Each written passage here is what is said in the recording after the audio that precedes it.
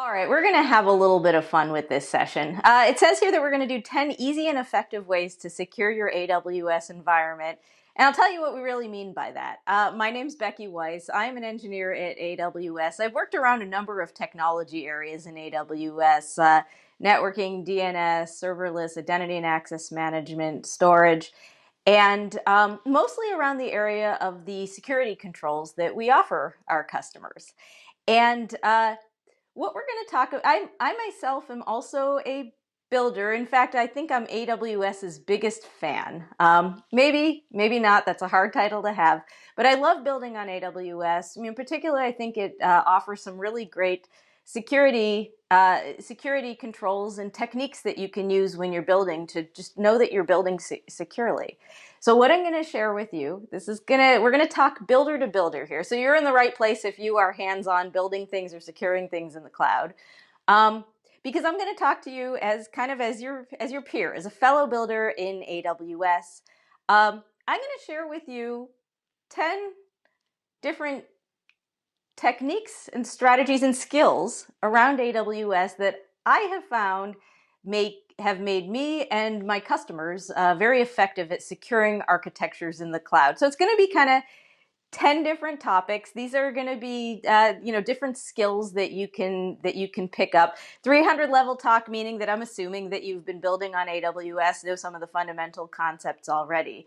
So the good news here is 10 topics in 30 minutes. You do the math. The good news here is that if something is boring, old hat, you already knew it, isn't relevant to you, well, you only got to wait a couple minutes till I'm talking about something else.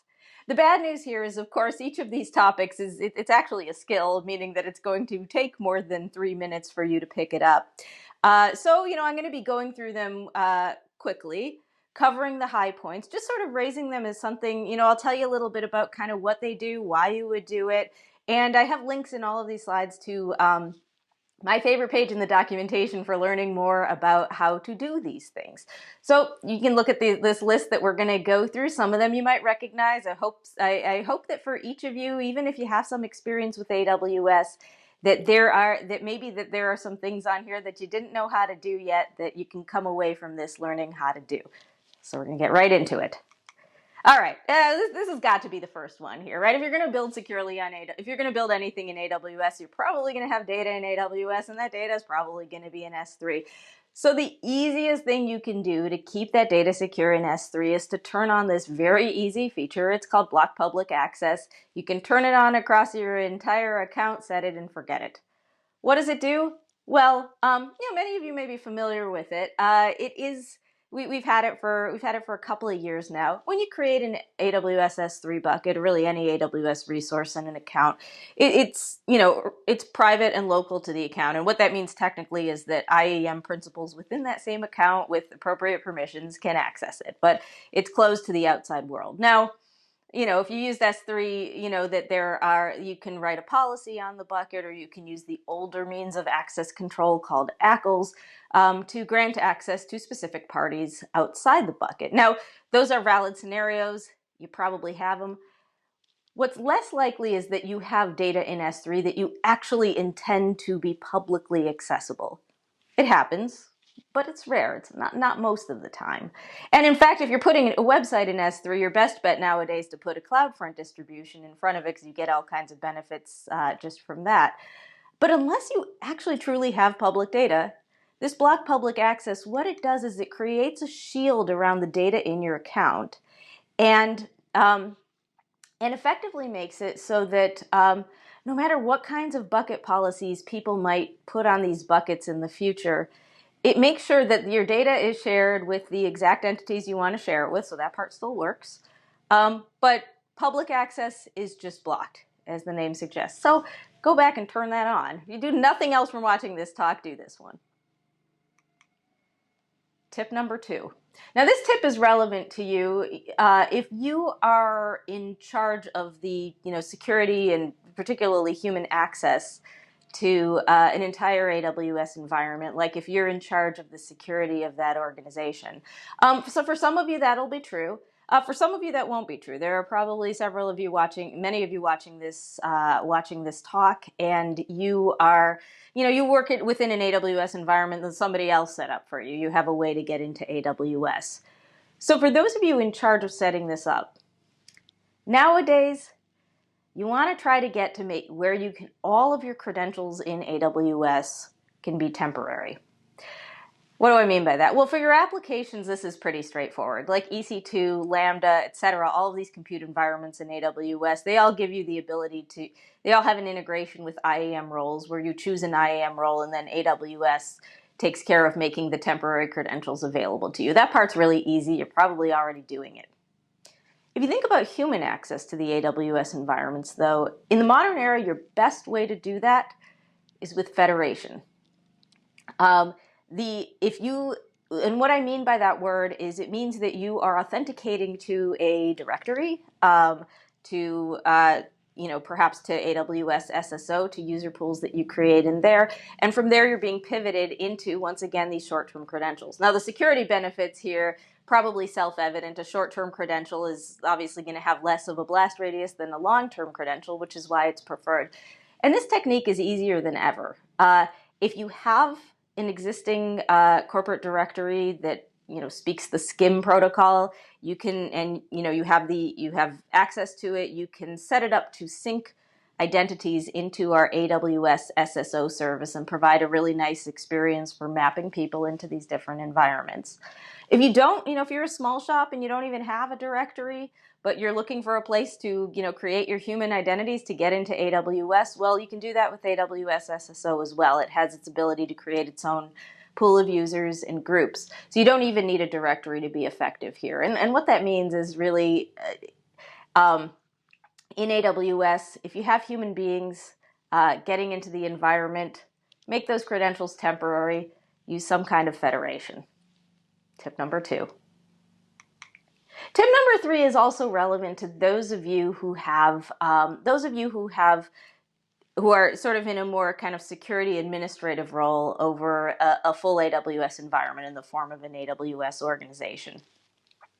You're probably familiar with CloudTrail. CloudTrail is the AWS service that maintains an audit log of events, all of the API calls that actors make around your entire environment. You probably have this turned on in each of the individual AWS accounts that you have. If you don't have it turned on, you should, because for obvious reasons. But CloudTrail is one of a growing set of AWS services around AWS that have an integration with organizations. So AWS organizations, of course, this is the service that helps you manage a group of accounts that go together. It kind of corresponds to a customer. An organization has a single payer and a management administrative account. These services that integrate with organizations, and we'll see another one later on, they do so because when it is useful, such as in the case of CloudTrail, to be able to configure it across an entire organization. So what you can do with CloudTrail's organization's integration is you can set it up so that your CloudTrail gets automatically turned on across all of these accounts that exist today, accounts that you'll create tomorrow, get delivered centrally into one trail and one S3 bucket.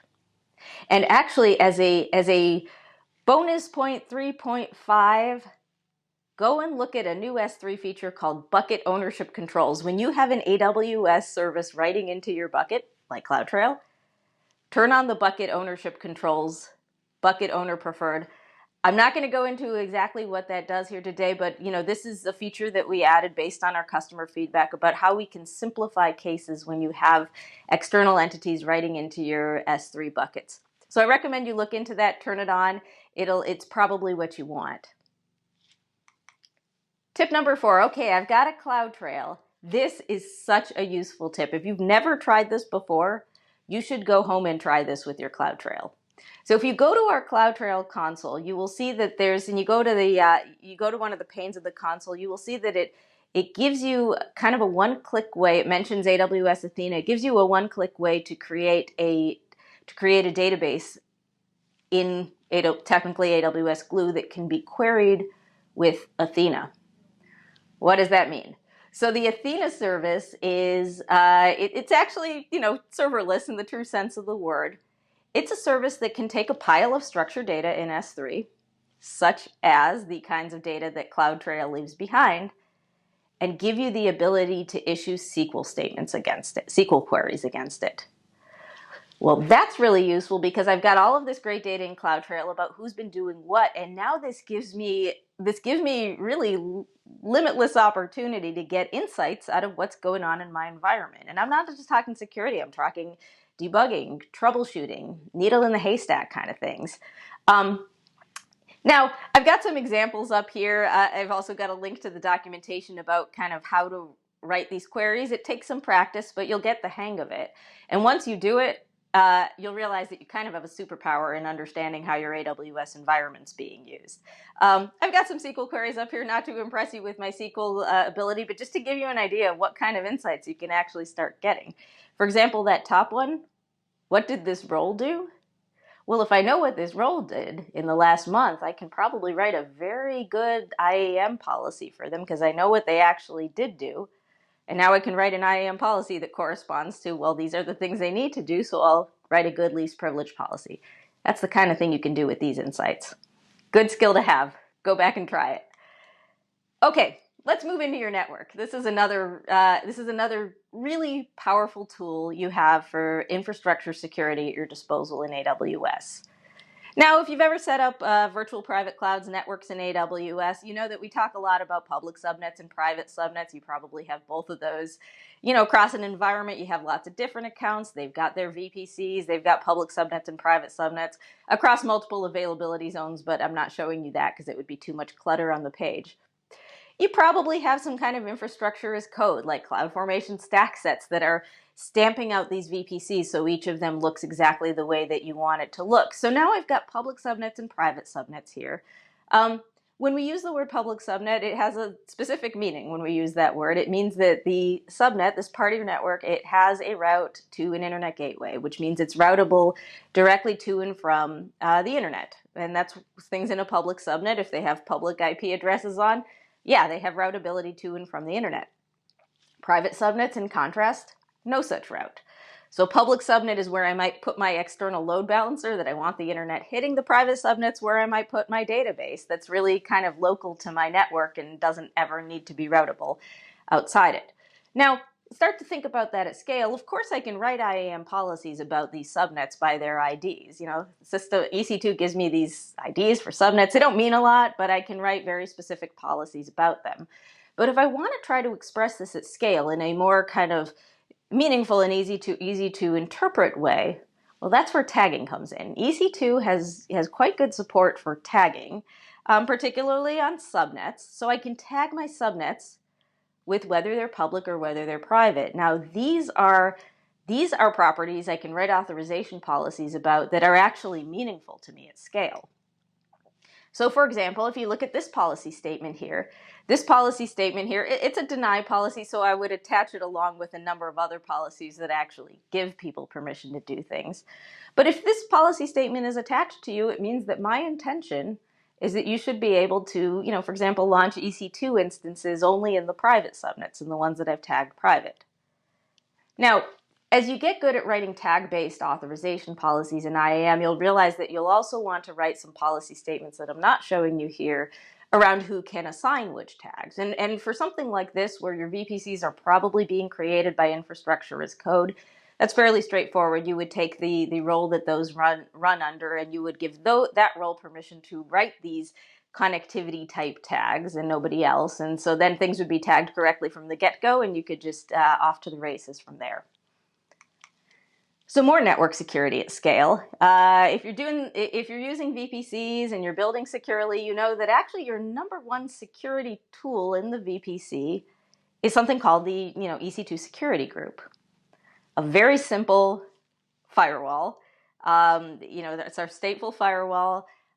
Things in your VPC, they're a member of one or more security groups, and those security groups have rules, and they have rules about who can initiate connections inbound and who can connect and what kinds of connections can be initiated outbound. So really that's your first line of defense in your network. And even if the only thing you're good at is security groups in VPC, you actually already have quite good network security at this point. So, but of course, once again, at scale, these security groups, they have these identifiers. You can absolutely write IAM policies about them, but these identifiers, they're assigned by the system, not inherently meaningful. So if you want a way to manage these security groups at scale, there are a number of techniques that are useful. One to pay attention to that I'm not specifically talking about here is a relatively new arrival on the scene in EC2 called prefix lists. So if you want to kind of canonicalize the list of IP address ranges that are meaningful to you and reuse them all over the place, it's a really good tool for doing that and making your security group rules a lot more meaningful. But here, Firewall Manager, so this is a higher level AWS service. It's actually not in EC2 proper because it's one of these higher level management services. Firewall Manager is, again, one of these services. It's integrated with your organization. A nice thing about Firewall Manager is it actually doesn't require, in order to work with Firewall Manager across an organization, you actually don't need access to that powerful management account. You can designate in your organization an account that is in charge. It's called delegated administration, you might see that word, an account that is designated to be able to manage Firewall Manager across the organization. Now, you can do some really useful things at scale here to make sure that your security groups, and I also web application firewall rule sets, are kept in line across this organization. So the WAF rules, they kind of protect you at the outside, make rules about what kinds of traffic is even going to reach you in the first place. And the security group rules are, of course, that next level of defense, what IP addresses, what ports, and so forth.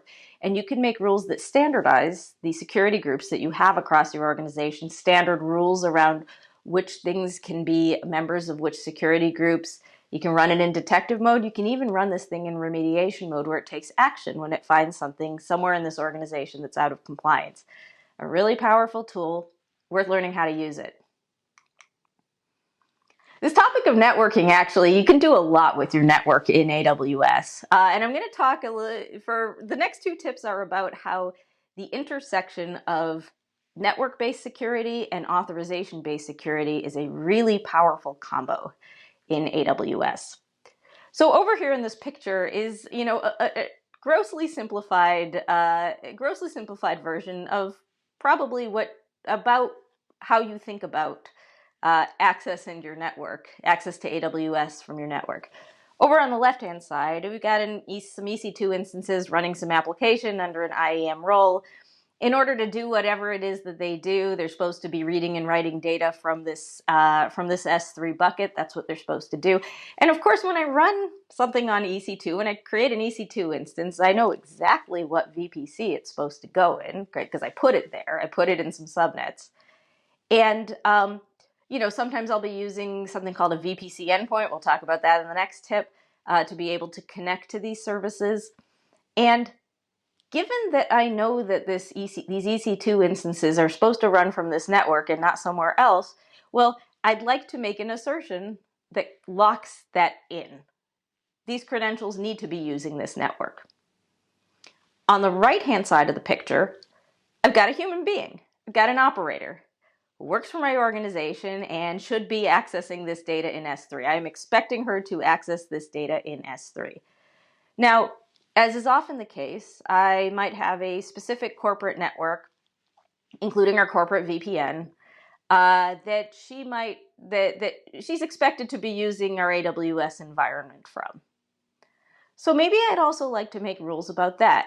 Now notice I'm being very specific in how I talk about this. It is very unlikely that you want to make access rules on the basis of network alone, right? Just because those EC2 instances are running in your VPC, just because that human happens to be on your corporate network, that alone shouldn't grant anybody access. You also want them, principles of zero trust networks, you also want them to be authenticated and authorized to the specific resource they're trying to access. And that's kind of IAM's job. But this network signal is a really useful secondary signal to be able to assert who can do what from where. So over here on my, I've got some policy for the role that my application runs under. I have this additional statement. Again, it's a deny statement, doesn't let anybody do anything, but makes an assertion about the conditions under which they can't. I say that this role, I don't care what service it tries to talk to, I don't care what it tries to do, I don't care what it's talking about.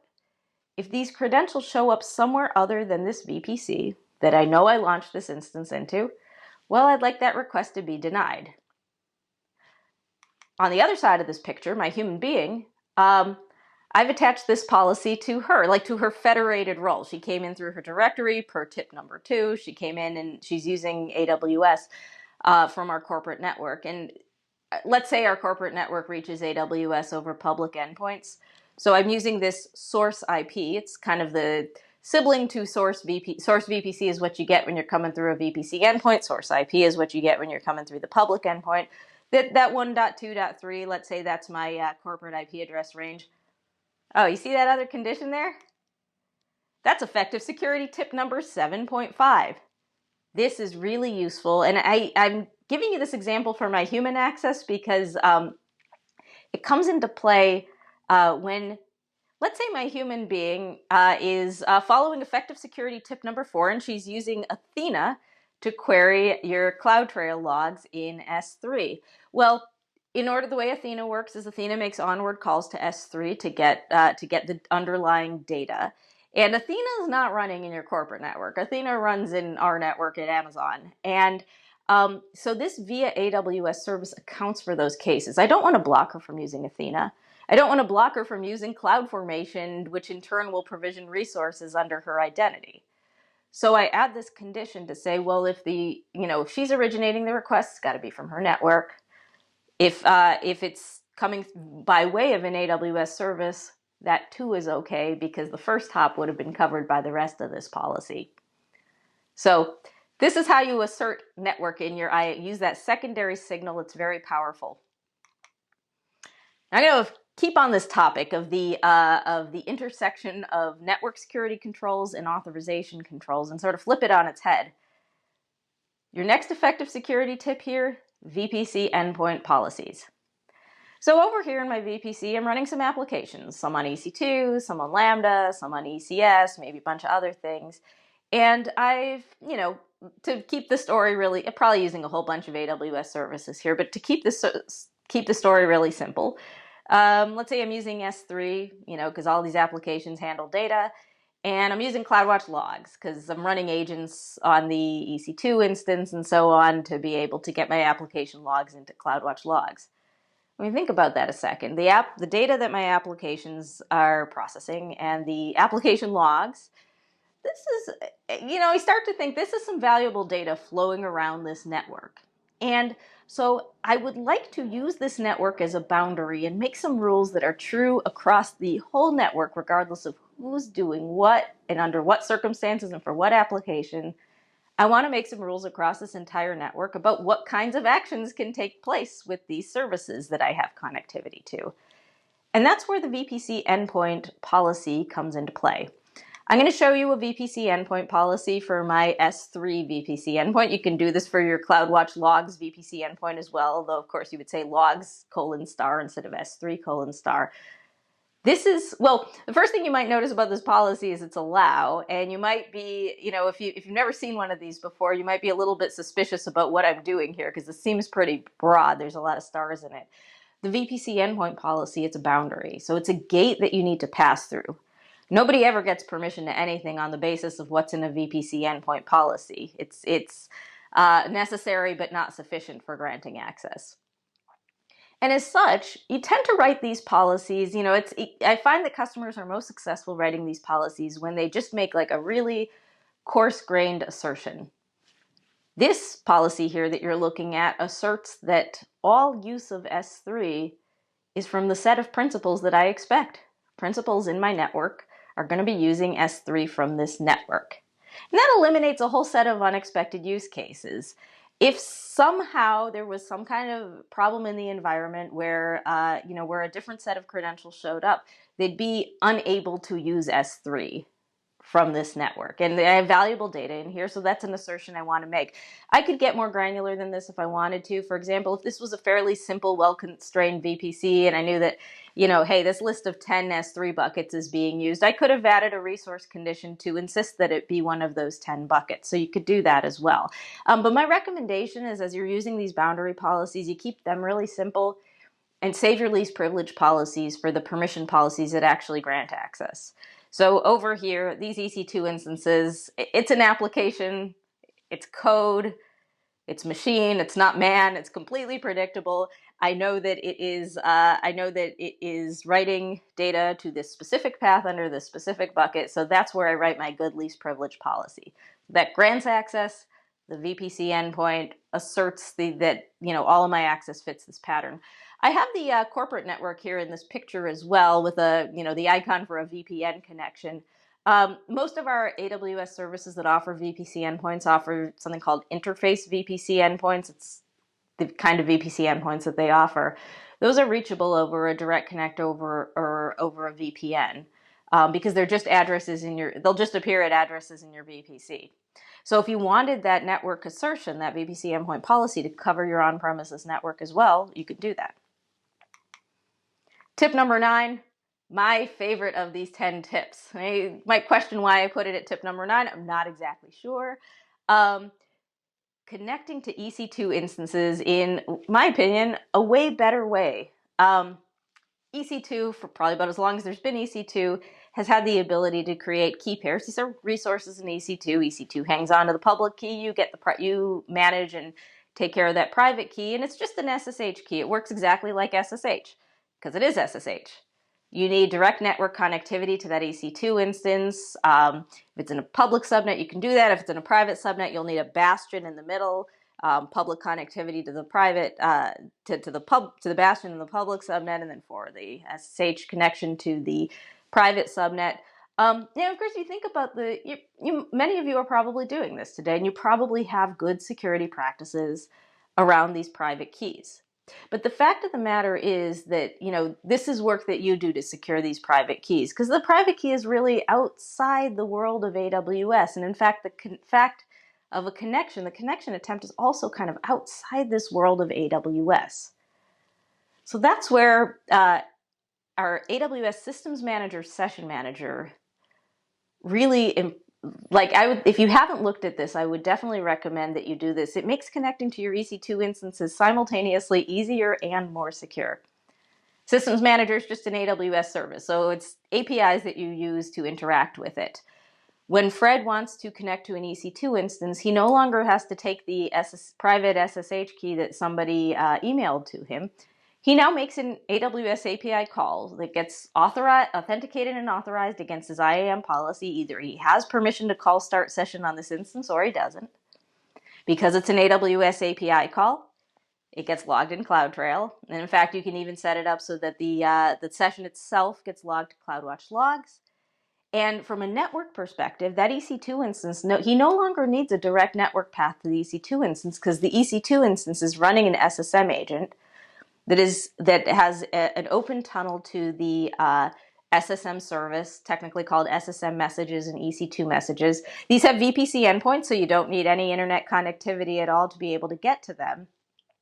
And that's how he connects to this instance. So this is, from both a control and a visibility perspective, this is strictly better. You're now controlling who has access to these instances on the basis of IAM. And in case you're wondering, well, why is she even talking about SSH access to, shouldn't we be taking operators away from direct access to these machines? And I agree, and that's true. SSM also offers functionality called documents. These documents, it's kind of what it sounds like.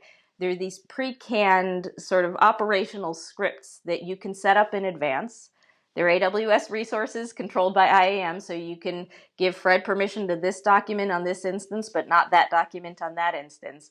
And so if, once you are at the operational excellence stage where you're doing all of your operations via these pre-canned, pre-approved steps, you can move to that, and it has all of those same properties. Final tip here.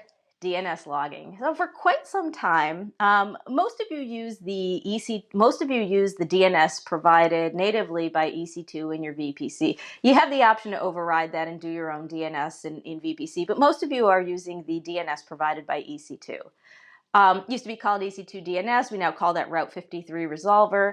If you look at how your DNS resolution works, your DNS is going to the .2 address at the base of your VPC address range.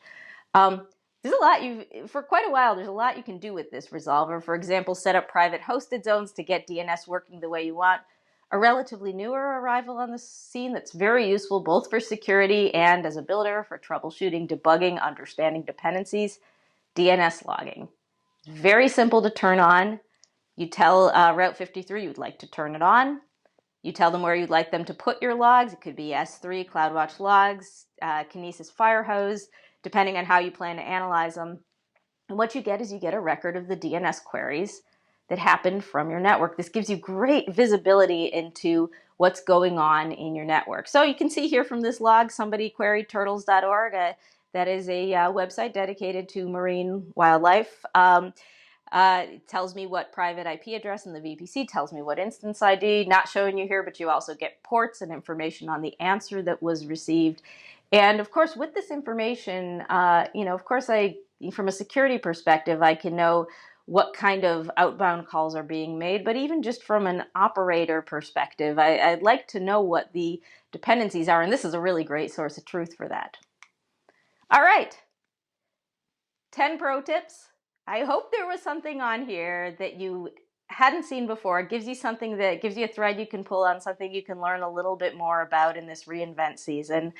So I hope you learned something new and have a great rest of your reInvent and happy building.